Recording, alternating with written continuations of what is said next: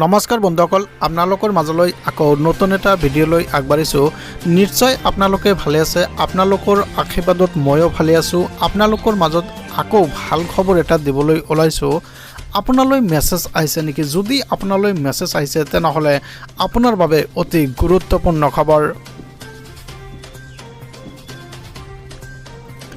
হয়, আপোনালোকে ঠিকেই শুনি আছে। আজি লাখ লাখ মহিলাৰ একাউণ্টত জমা হ'ল ধন।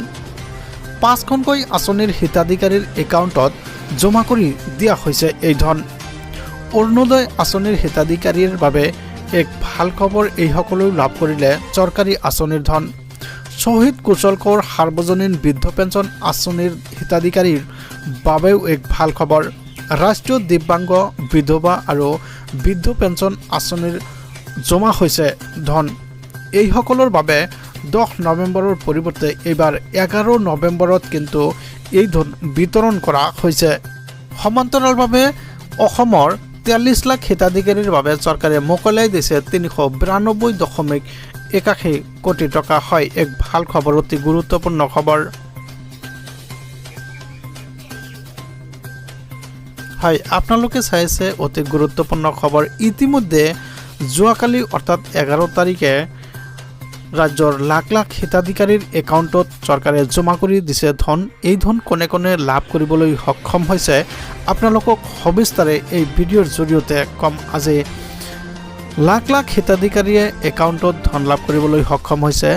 আপোনাৰো মেছেজ আহিছে নেকি? যদি আপোনাৰ মেছেজ আহিছে তেনেহ'লে আপোনাৰ বাবেও অতি ভাল খবৰ, কিয়নো শ্বহীদ কুশল কোঁৱৰ সাৰ্বজনীন বৃদ্ধ পেঞ্চন আঁচনিৰ ধনো কিন্তু আপোনাৰ একাউণ্টত জমা হৈছে। ৰাষ্ট্ৰীয় দিব্যাংগ বিধৱা আৰু বৃদ্ধ পেঞ্চন আঁচনিৰো ধন কিন্তু আপোনাৰ একাউণ্টত জমা হৈছে। ইয়াৰ মেছেজ কিন্তু আপুনি লাভ কৰিছে। অসমৰ সৰ্বমুঠ 43 লাখ হিতাধিকাৰীৰ মাজত 392.81 কোটি টকা চৰকাৰে ইতিমধ্যে মোকলাই দিছে আৰু 5খনকৈ আঁচনিৰ হিতাধিকাৰীৰ বাবে এই ধন দিছে অসম চৰকাৰৰ তৰফৰ পৰা। আৰু এই ধন কিন্তু সকলোৰে একাউণ্টত ইতিমধ্যে জমা হৈছে।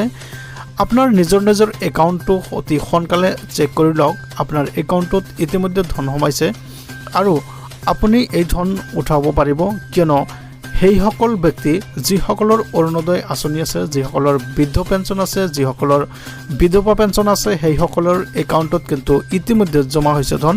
ইতিমধ্যে আমি জানিবলৈ পাইছোঁ এই ধন লাভ কৰি বহু দৰিদ্ৰ পৰিয়াল কিন্তু উপকৃত হৈছে। আৰু এই উপকৃত হোৱাৰ বাবে কিন্তু চৰকাৰে এই ধন দৰিদ্ৰ লোকৰ একাউণ্টলৈ প্ৰেৰণ কৰিছে। ইয়াৰ উপৰিও নতুনকৈ যিসকলৰ ৰেচন কাৰ্ড আছে সেইসকলে কিন্তু অৰুণোদয় আঁচনি লাভ কৰিবলৈ সক্ষম হ'ব, এই ঘোষণা কৰিছে অসম চৰকাৰৰ তৰফৰ পৰা। ইতিমধ্যে কিছুমান ফৰ্ম চাৰিব, সেই ফৰ্মৰ ভিতৰত কিন্তু আপুনিও অন্তৰ্ভুক্ত হ'ব পাৰিব। তো ভিউয়াৰ্স, ভিডিঅ'টো ভাল পালে চেনেলটো ছাবস্ক্ৰাইব কৰি দিব, লাইক কমেণ্টছ কৰিবলৈ নাপাহৰিব। ধন্যবাদ।